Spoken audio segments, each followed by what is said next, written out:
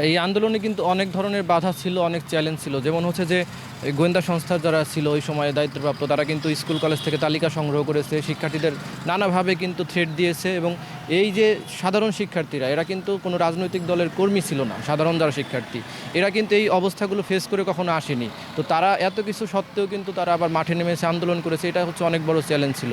একই সাথে যারা মাঠে নেমেছিল সবাই কিন্তু জানতো না যে কে ঘরে ফিরে আসবে বা কে ফিরতে পারবে না। অনেকটা হচ্ছে যে গুলির মুখোমুখি কিন্তু সামনে থাকতে হয়েছে। তো সেই জায়গা থেকে এক কথায় হচ্ছে যে নিজের জীবনকে হাতের মুঠোতে নিয়ে অথবা দেশের জন্য জীবন দেওয়ার প্রত্যয়কে সামনে নিয়েই কিন্তু সবাই মাঠে নেমেছিল। আর হচ্ছে এই সরকারের ক্ষেত্রে যদি আমরা বলি যে আমাদের প্রত্যাশা এক নম্বর হচ্ছে যে জুলাই আগস্টে হত্যাকাণ্ডের বিচার করতে হবে। এবং একই সাথে হচ্ছে আমরা দীর্ঘদিন বাংলাদেশে একটি গুমের সংস্কৃতি দেখেছি।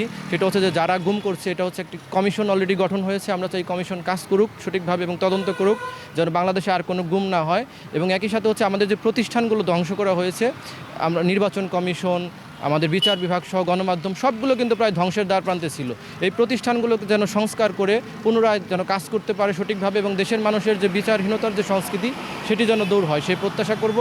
একই সাথে হচ্ছে যে সংস্কার কাজগুলো সঠিকভাবে করে এরপরে হচ্ছে যেন জনগণের প্রতিনিধির কাছে যেন ক্ষমতা হস্তান্তর করা হয়, এবং যে বাংলাদেশের মানুষ যেন স্বাধীনভাবে নিরপেক্ষভাবে তাদের ভোট প্রদান করতে পারে, এবং সেই ভোটের মাধ্যমে যেন একটি জনগণের সরকার আসে, সেই প্রত্যাশা আমরা ব্যক্ত করছি।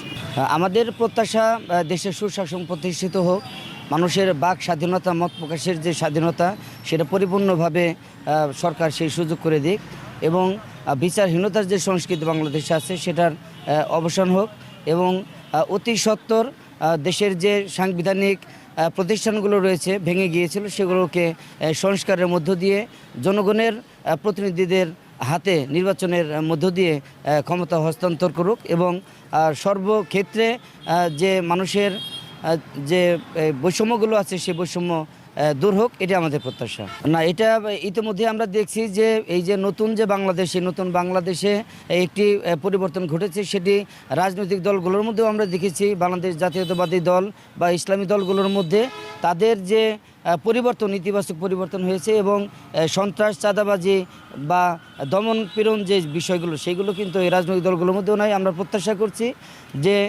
ভবিষ্যতে এই সন্ত্রাস, চাঁদাবাজ অথবা বৈষম্যমূলক যে কোনো বিষয়ে মানুষ সোচ্চার থাকবে এবং এটা বন্ধ হবে।